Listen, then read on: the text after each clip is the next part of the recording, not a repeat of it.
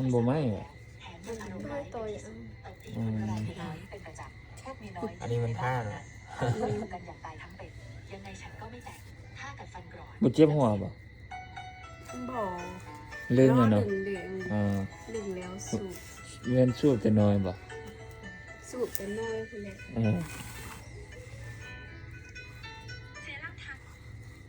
อันนี้บางอันนี้นี่เฮ็ดเองบ่นี่ เฮ็ดเองเบิด จะเฮ็ดบ่ บอกเข้าเฮ็ด ยังไม่ทันได้คำตอบก็ถูกลากไปหาท่านประธาน พวกผู้ใหญ่เฮ็ด เห็นว่าสูบมันเนาะอยู่บ้านหามันสูบมันเนาะ สูบ น้ำบ่อยู่ไหนมันคือดังใส่น้ำบ่ เอาน้ำใส่ เอามันใส่เฮ็ดหยังน้ำ เอาก็ให้มันดัง บ่มันบ่มีผลหยังบ่มีแต่ดังซื่อๆว่ะ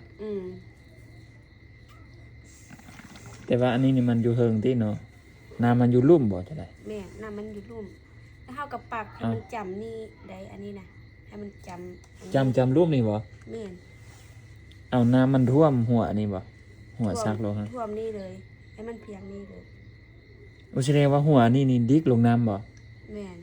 เอาน้ำมันสิบ่ขึ้นหาปากเฮาบ่ โอ้เป็นยังมันสิคืนมันนี่มันอันนั้นเด้มันบ่ขึ้นดอกเขาดูดมันมีหูเขาเจาะอยู่นี่ โอ้อันนี้มันหูหายใจมัน แม่น โอ้แสดงออกบอกดังบอกนี่อันนี้ดูดตัวนี้เข้าไป แม่น โอ้ เดาไอ้นี่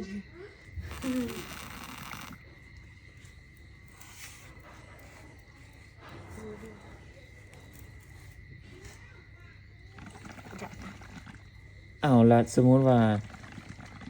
อันนี้มันดิกลงน้ำแล้วควันมันมาหาเฮาจะได้ซะ ขวัญมันก็ออกทางนี้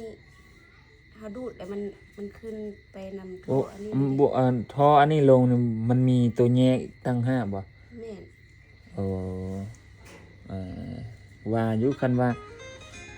าท่อตัวนี้ลงน้ำแล้วมาควันมันสิขึ้นจะได้ความหมาย